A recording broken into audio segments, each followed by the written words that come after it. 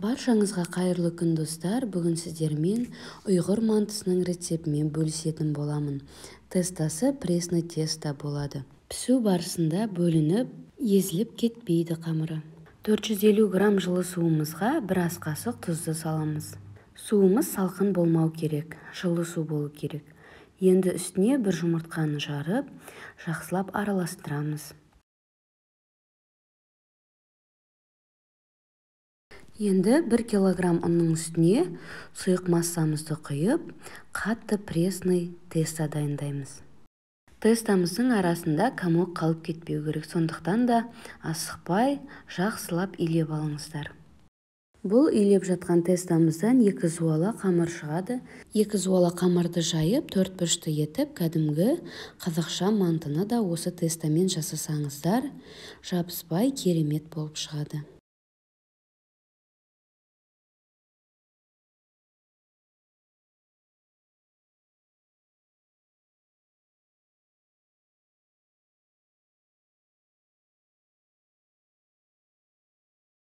Иленген қамырымызды осылай бетін жауып 20 минутқа қоямыз. Одан кейін қайтадан илеп аламыз. 2 қайтара иленген қамырымыздан бір келкі әдемі тесто шығады.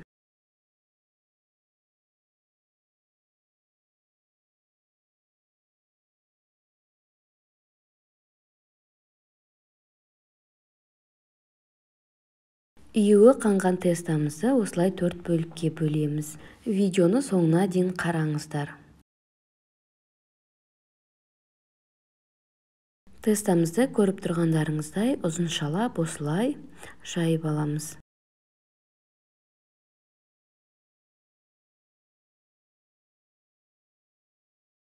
Енді тараздың көмегімен 17-18 граммнан осылай әр тестоны бөліп, домалақтап аламыз.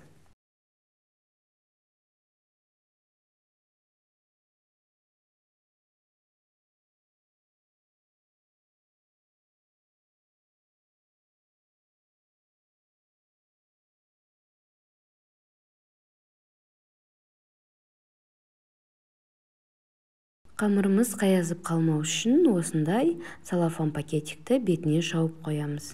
Осы бір тестомыздан 80 штуктай манты шығады. Әрине ол дегеніміз бір мантоварканың 4 листі полный толық болып шығады.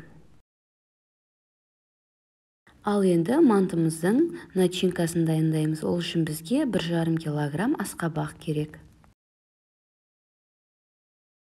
500 грамм ұсақтап туралған пиязымызды саламыз. 1 килограмм ұсақталып туралған сиыр еті немесе 1 килограмм осындай фарш керек. Керегінше тұз бен бұрышымызды салып, жақсылап араластырамыз.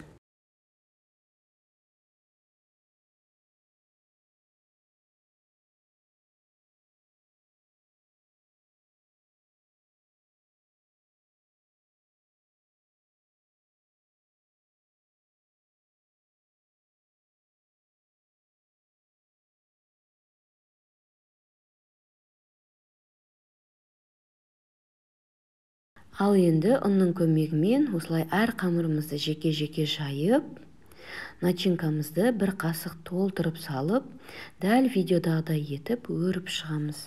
Мантыны қалай өруі видеода анық көрсетілген. Дәл видеодағыдай етіп осылай өріп шығасыздар. Қонақ шақырғанда осылай мантыны ерекше етіп ұсынсаңыз, өте керемет болып шығады.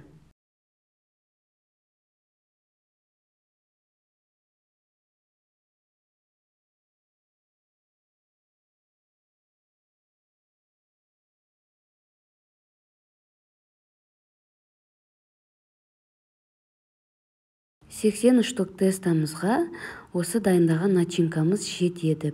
Bir ас қасықтан толтырып сала беріңіздер.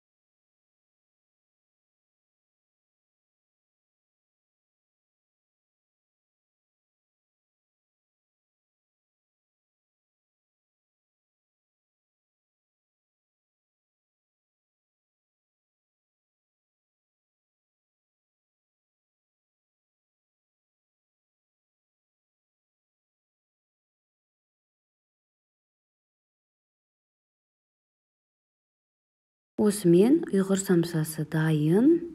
45 минут мантаваркада пісіріп аламыз. Егер де менің рецептерім сіздерге ұнаса, лайк басып комментарий қалдыруды ұмытпаймыз. Баршаңызға ас болсын, сіздермен бірге Тоғжан. Күн сайын каналымда жаңа рецептер.